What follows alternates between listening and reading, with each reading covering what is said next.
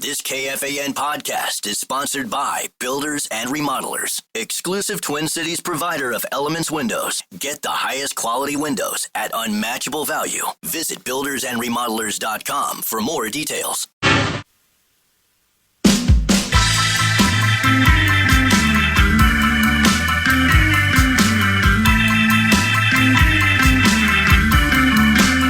Well, I'm guessing many, at least some, of our Mitch Rapp fans already know this. But for those who don't, or for perhaps those who need a reminder, our next guest will be in Minneapolis at Once Upon a Crime, starting at 6:30 Monday night to discuss the latest entry in the storied Mitch Rapp series written by Don Bentley.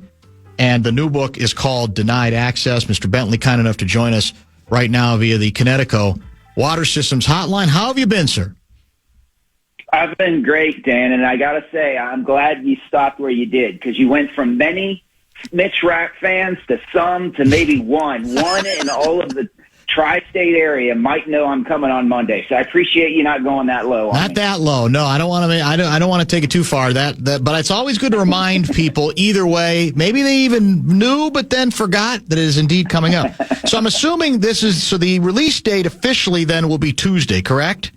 Of the book. That's right. Yeah. For Vince Flynn, they break the rules, and so I get to come into your hometown early every time. I'm going to read you a section of a review regarding your newest one, Denied Access. Denied Access is more than just the conclusion to the prequel trilogy. It's a callback to what makes Rapp such a special character and a white-knuckle reminder of why this series remains the gold standard of the political thriller genre. I assume you'll take that? Yeah, my wife wrote that, so I'm pretty good with it. No. It's... The reviews that have come in so far, the fans have been very, very kind. And as you kind of alluded to, it was a little bit of a risk because I was going back to the original trilogy that Vince put together to kind of finish that up. And so I wasn't sure what folks would think, and so far they seem to like it. Well, let's start there, because that always fascinates me, how you make these kinds of very conscious decisions. There's a million ways to go with this series, obviously. What made you go back, so to speak?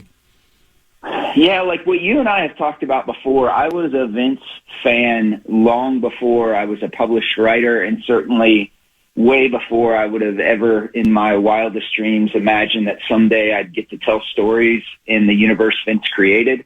And so like everybody else, Vince, I wondered what happened at the end of the trilogy, because Vince unfortunately passed away before he could tell us. Yep. And so the very first Mitch Rapp book was Transfer of Power, but Vince went back and decided to tell his protagonist origin story. And so the first one of those was American Assassin, which they made a movie of. The next one was Kill Shot.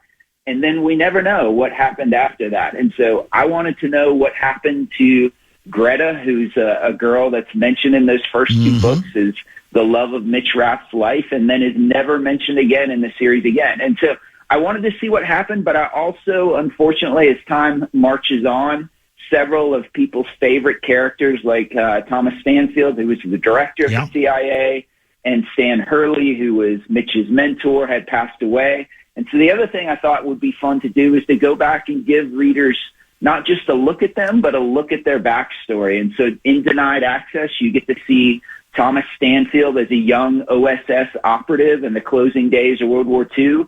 And you also get to see Stan Hurley causing trouble on the wrong side of the Berlin Wall during the Cold War. And so as a fan first, that was the story I wanted to know, and so that's the story I sat down to write. Is it riskier to go this route, or do you concern yourself with that sort of thing? Are there greater risks, or do you say, no, it's there are a lot of ways to go here, and that this one you just felt right to you? Yeah, like, again, I think we talked about before when this series is different than any other, in so much as I was blessed to be able to write the Tom Clancy books for a while. Yep. When I took over in Tom Clancy, nobody really cared, and that wasn't so much a slight against me. At least I'm deciding to believe that it wasn't a slight against me, as it was there had been so many writers who had written in that universe that the fans didn't really care. when Kyle turned it over to me, all of a sudden we were trending on Twitter, and what was the fans were saying was, I don't know who this Bentley guy is, but Vince Flynn is my favorite writer ever, and he better not mess this up. And so there's always that in the back of your mind, very, very much that I'm working in the universe that Vince created. I want to do justice by it, but I'm a fan first. Mm-hmm. And I thought, you know what, if this is a story that I want to know the answer to, I think it's a story other people do as well. And Vince's longtime editor, Emily Bessler, is my editor. And she's always given me the leeway to chase the story I want to tell, and that's what I got to do this time. We may have talked about this a year ago. Forgive me if we did, but I think it's worth going back over, even if we did spend some time on it. This is, as you say, you were a big fan of this series. Yep. You're, I think, a very perceptive observer as well as a terrific writer.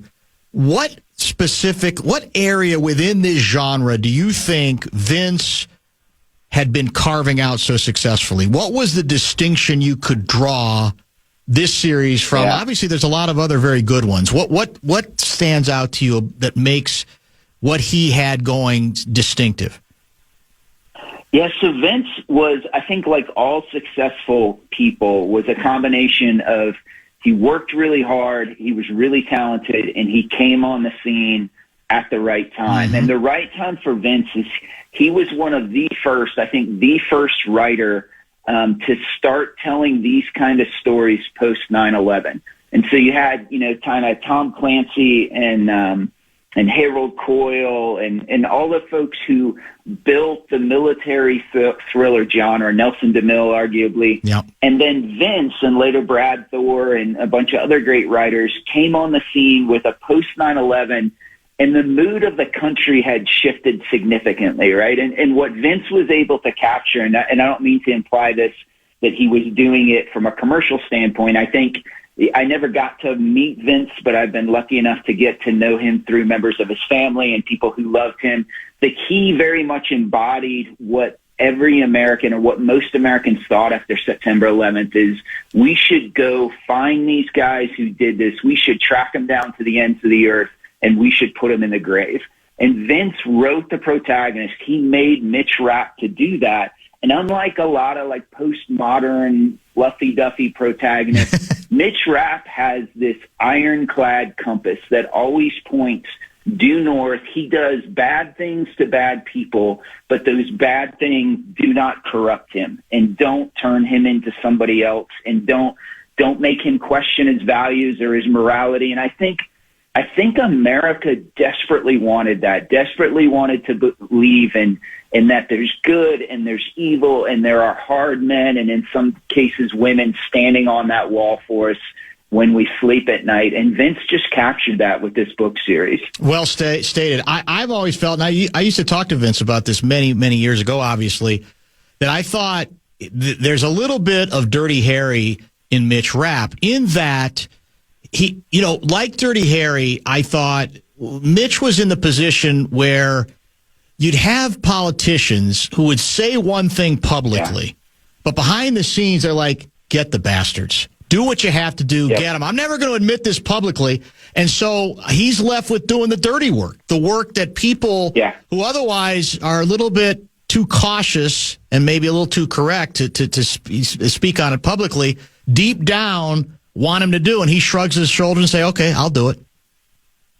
Yeah, 100%. And what makes him even more enjoyable is he doesn't ask for a get-out-of-jail-free card before he goes and does it, right? Like, he doesn't say, okay, I'll go do this thing, but you got to sign this secret memorandum that says if it all comes. So he just goes and does it, and he does the right thing, and he does the thing at that moment in time. And I think still now, I've been fortunate enough in my career in the military a little bit, but certainly in my career outside of that, where I got to work for a number of small defense contractors, where many of our customers and now my friends were people who could be Mitch Rapp. And so you get to know them and get to know, they love their country, they love their wives, they stand for the flag, they believe in those things. They aren't trite, they aren't tropes. And from everybody I talked to who knew Vince was that same way. He believed that. and it came across in this character.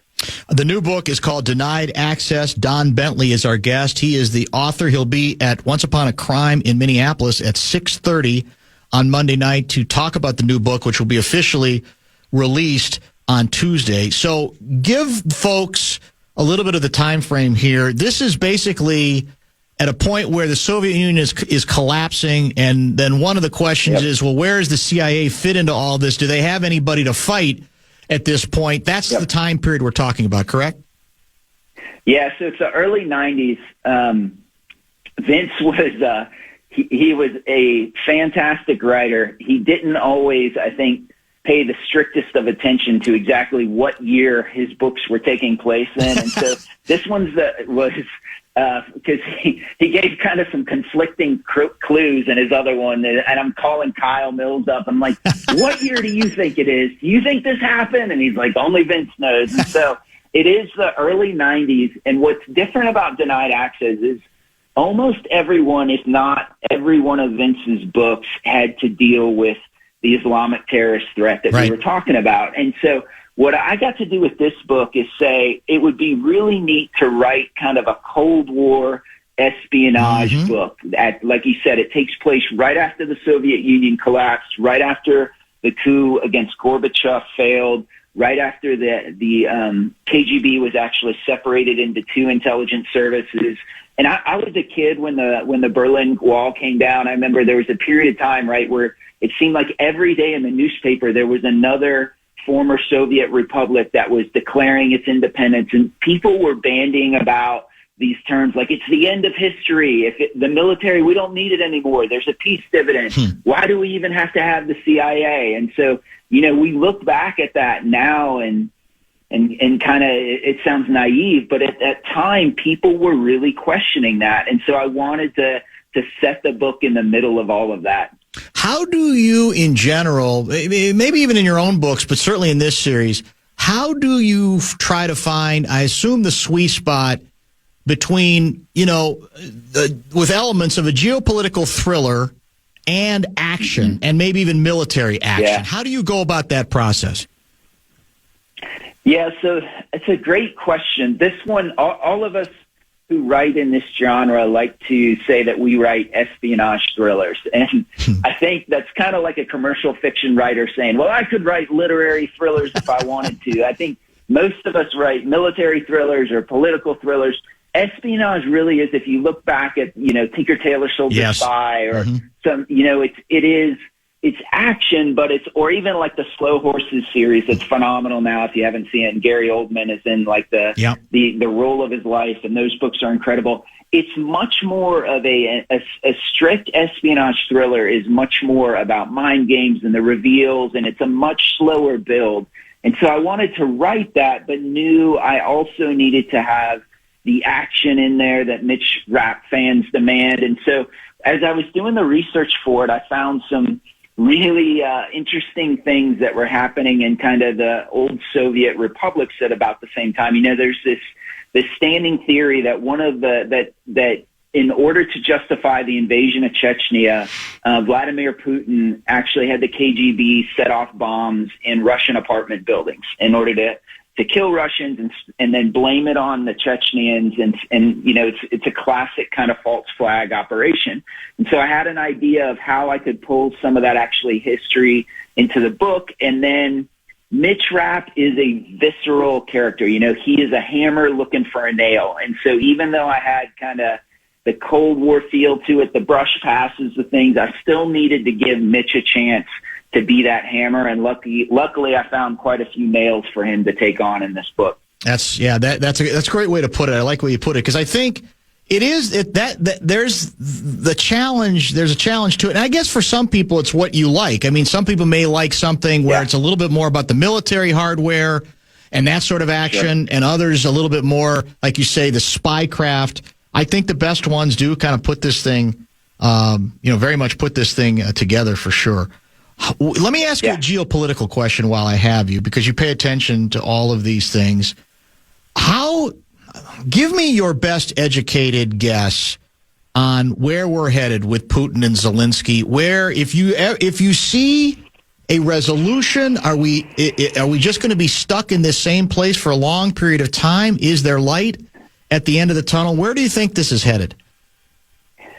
Yeah, so I think unfortunately that answer lies beyond just us. I think we're a huge part of it, but I think, one of my frustrations, and you're starting to see Trump voice it now more bluntly, is that the Europeans have been talking out of both sides of their mouth this entire time. And what I mean by that is like voicing support for Ukraine, giving Ukraine weapons and stuff in some ways, and then continuing to buy Russian oil, and natural gas, which in turn finances this entire war, right? And so I think the question is like, are we as an international community, are the Europeans going to get serious about it and say, okay, one way that we can do this without it turning into World War III is we strangle Putin's ability to finance this war, and we can do that through taking away the market for the energy that he exports and uses to do it.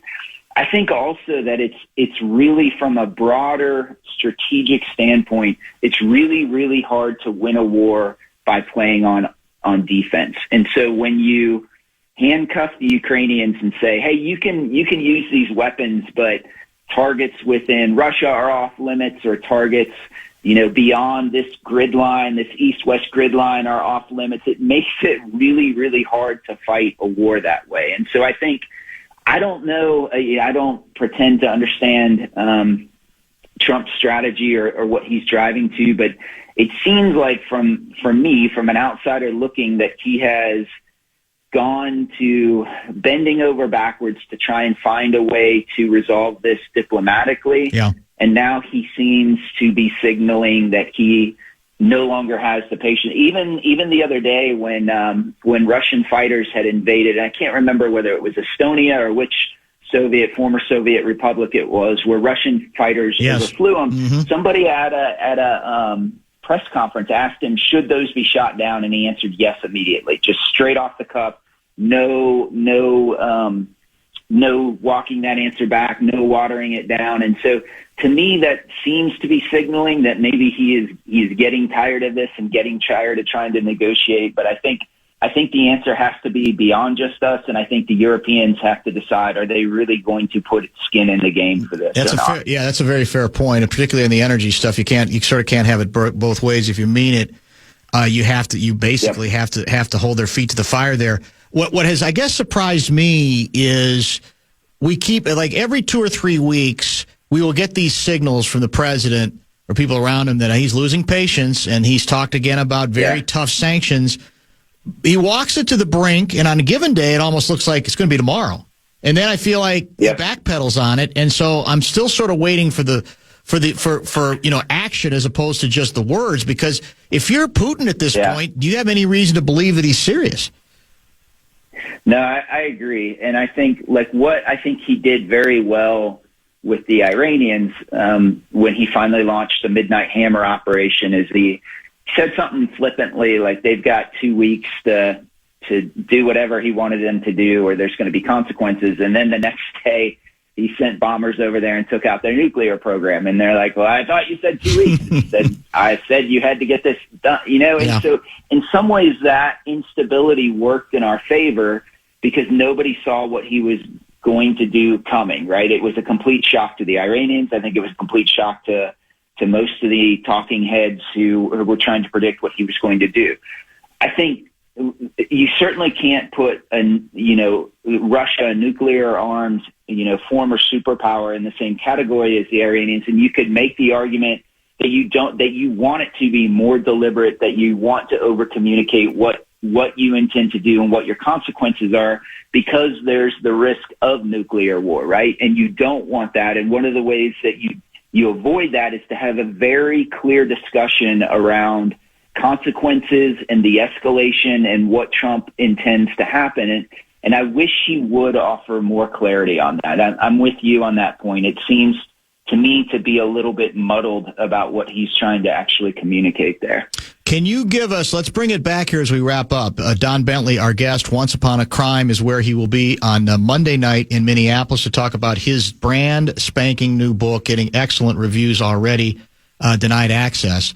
Can you give us a hint about where the series goes next? I mean, I know you guys work way ahead, man. And for all I know, you've already written 5 chapters. I'm not sure. And I know you can't give away everything, but can you give us a hint about where this might be going next and where you are in that process? Yeah, absolutely. So I think my word count this morning is 42,000 words. So I'm about, I don't know, a little less than halfway through. And what I can tell you, and this is, I mean, you can count this as an exclusive. I've told nobody else this, but for you, I will break the rules. Mitch Rapp is going to be in this next book. You can take that to the bank. That's going on quite a precarious limb. I really Only appreciate for you. that Only kind of for you would I be that breaking news honesty. All right, well, I had a hunch you might not give me much, but that's pretty far along. So you're sailing already. You're in good shape. Good shape is a little bit optimistic, but yeah, I'm getting there. You're not, but I mean, you're not like, you don't often start over, do you? And when you're this many words in, no. I'm guessing you're not going to start over. You should never believe that I won't just throw all those words out and try again later. No, I normally like the books due in March every year. Right. I normally like to have 3 months or so to revise. And so if I can get a rough draft done by November, December, I'm doing pretty well. Well, I was going to say, it strikes me because we used to chuckle about this with Vince. Vince, I think, was very much the writer procrastinator, man, where he took it not only to the limit, but a little bit beyond that. It sounds like you're a little bit more disciplined in that regard. There's only one Vince. So let's be honest. Mr. Flynn can get away with some things that they don't let me do. So that's not a fair comparison. I appreciate that, but who's going to tell Vince Flynn he's late? Not me. That's a great point. It's always a pleasure to chat with you, my friend. We appreciate the time. Safe travels into the Twin Cities. You'll enjoy the weather. It's supposed to be 70s and 80s into next week, so you're not going to have to bring a parka at all. And I know the audience will treat you well at Once Upon a Crime, as they always do on Monday. Awesome. Thanks. Great to talk to you again. Great work. Thank you. Appreciate you. Yep. Don Bentley now he's picked it up from Kyle Mills for how many years? Kyle Mills was our guy who had to pick up, who gratefully picked up the Mitch Rapp, Vince Flynn series, and now it is Don Bentley. And look, ordinarily, we like to have Don or Kyle in studio, right? That's been the tradition. The funky part was it was going to be a Monday after a Vikings game, and we all know that in this town, Vikings reign supreme, right? They remain undefeated whether they win that game or lose that game. So we figured, all right, let's make this work so we still get ahead of the game a little bit, remind people if they want to go see Don, and who knows, maybe we'll get him again a little bit later as well. Bottom of the hour break right now. Still a lot of show yet to come. Sean Salisbury in about a half hour. Lavelle E. Neal III at 5:30.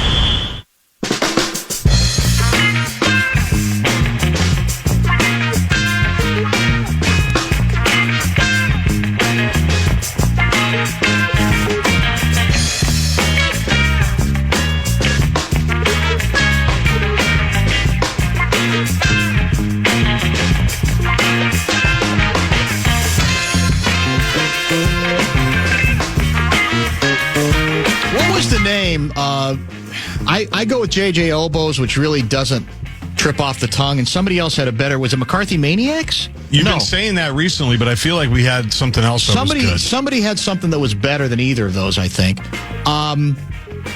Do we want to get them going a little bit more and offer up the sound of what Phil Simms? I quoted Phil Simms yesterday.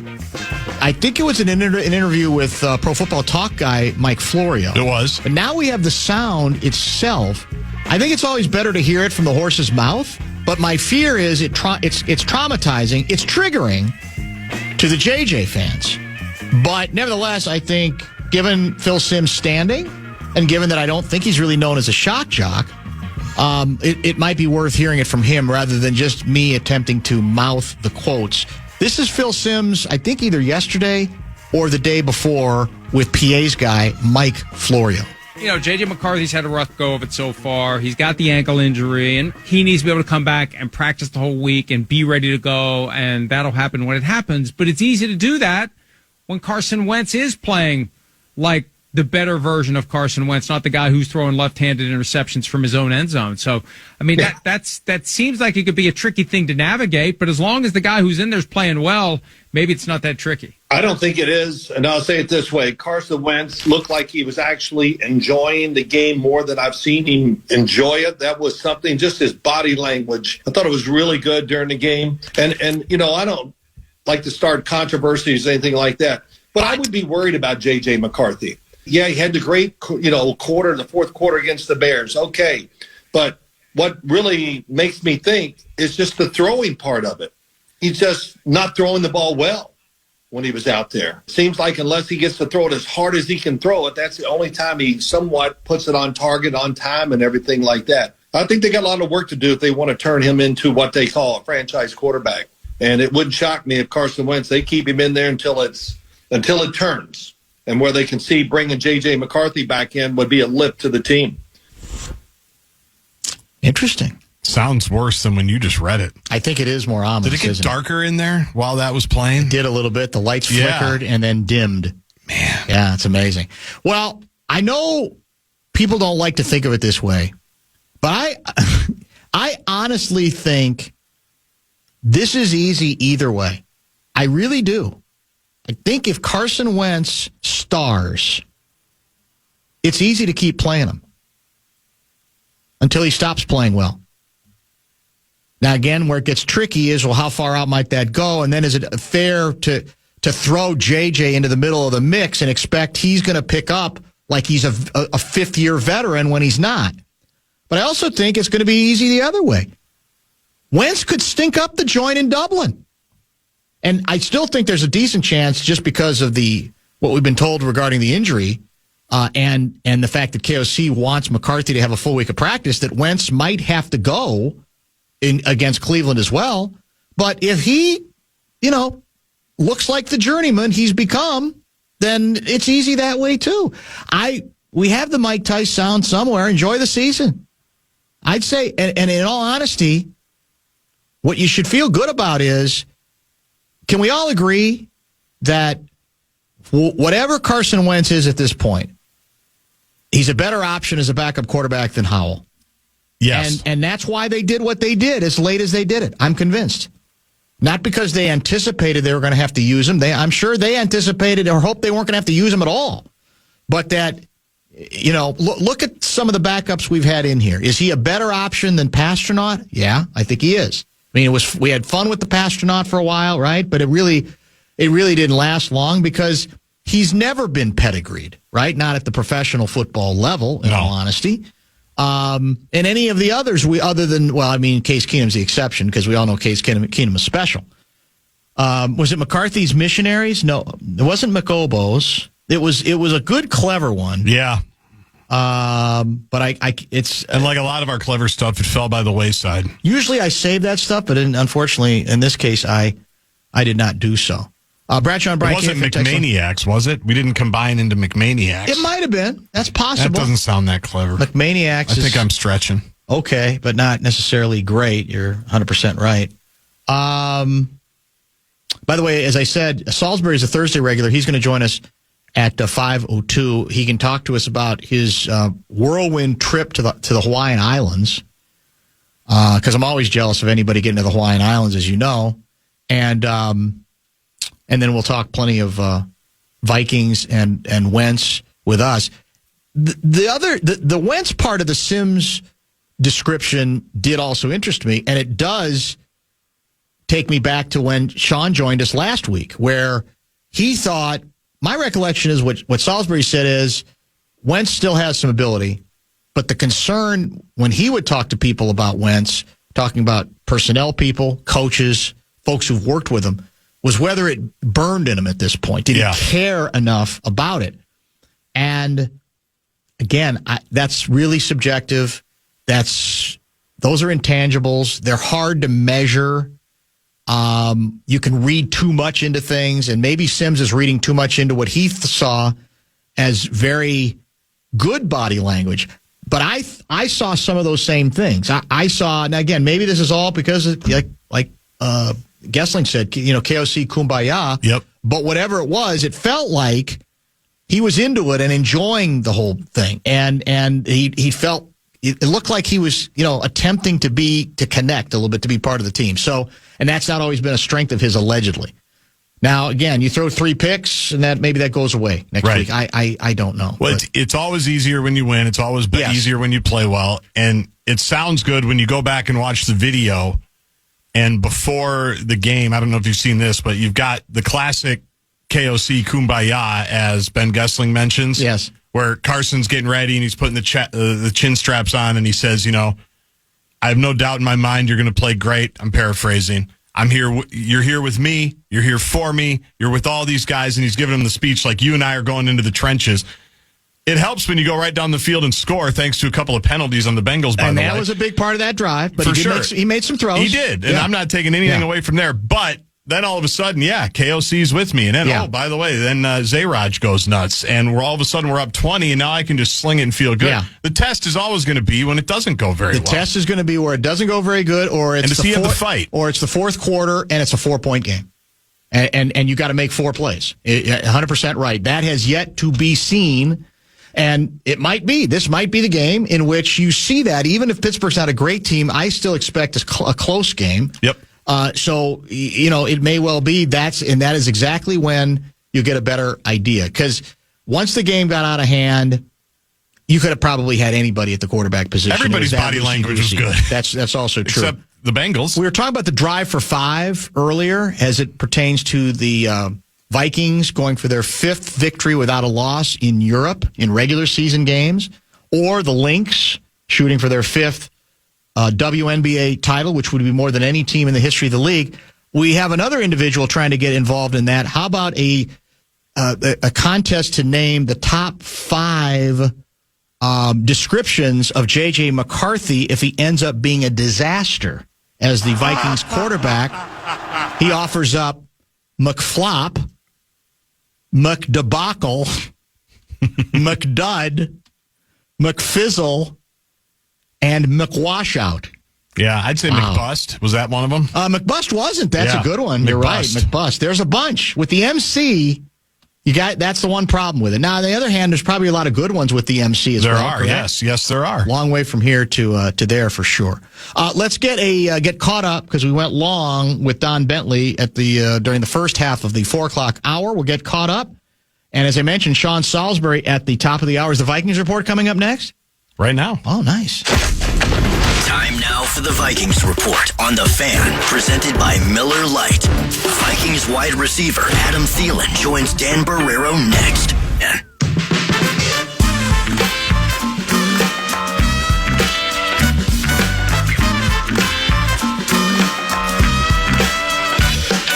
Some great drive for 5 suggestions continue to pour in. People are very good at picking up on the bit. And usually motivated. Yes, that's undeniable. This might be the biggest of all. The drive for 5 Minnesota Vikings appearances and losses in the Super Bowl. That's the ultimate drive for 5, is it not? Yeah. You're right. We've been working on that since the 70s. That's profound, is what it is. Outstanding work there, for sure. On this date, Guardsy, 60 years ago, do you know what happened? I don't think I do. In the world of entertainment? It's got to be Beatles related. Close. The iconic Sonny and Cher made their only appearance on the Ed Sullivan Show, which is interesting. They only appeared once on that iconic show, performing, of course, I Got You, Babe, Where Do You Go, and But You're Mine. I only remember I Got You, Babe. I don't remember the other two. Of course, the couple eventually landed their own program. It was called the Sonny and Cher Comedy Hour. Were you working on the show when a bumper-to-bumper guest, believe his name is Alan Gorey, an original member of a very good, funky group called the Average White Band appeared on our program. Yes. And he was on twice.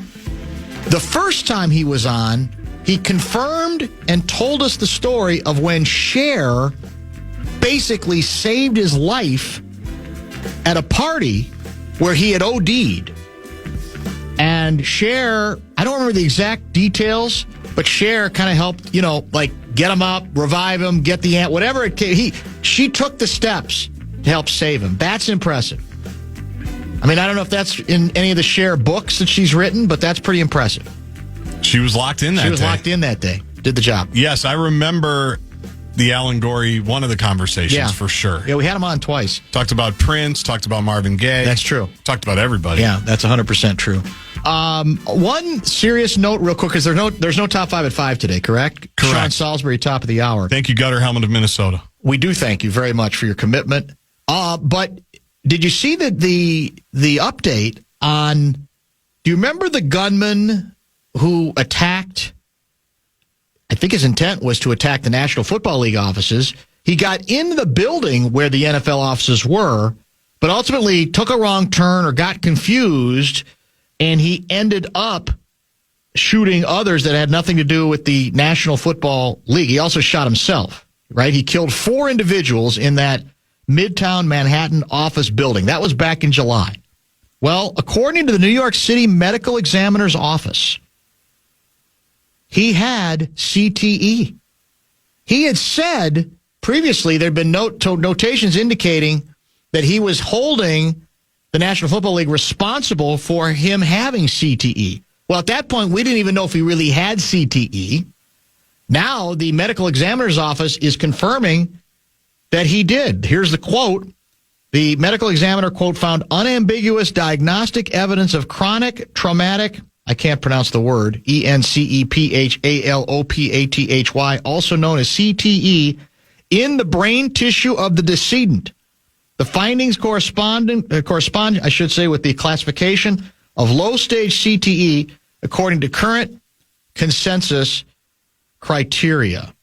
Shane Tamura was the individual's name, the shooter's name, a former high school player, shot himself in the chest after killing 4 and leaving behind a note that said his motive was anger at the NFL, which he blamed for hiding the effects of CTE. In the note, he asked that his brain be studied. He killed a police department officer, a security guard behind a desk, a senior executive at Blackstone, and an individual who worked at Rudin Management. He also shot and wounded an employee. He did shoot, I guess, one employee from the National Football League, an individual named Craig Clemente. He killed a police department officer named Didaral Islam, Alain Etienne, the security guard behind the desk as well. No comment from the family about that. But it is interesting that this would seem to indicate, now that, doesn't give you a license to kill individuals, right, but it does speak to perhaps not even having complete control over some of your impulses in that regard, what you might then be capable of doing, the lethally rather dangerous effects of CTE. But as much time as we spent on the story then and rightly, this development, I thought was definitely worth at least a minute or two as well. Let's go ahead and try to get ahead of the game a little bit. Sean Salisbury is going to join us at the top of the 5 o'clock hour. Looking forward to that visit. As always, you have questions for Sean, hit the Bradshaw and Bryant KFAN text line. Lavelle is scheduled for 5:30. Don't go.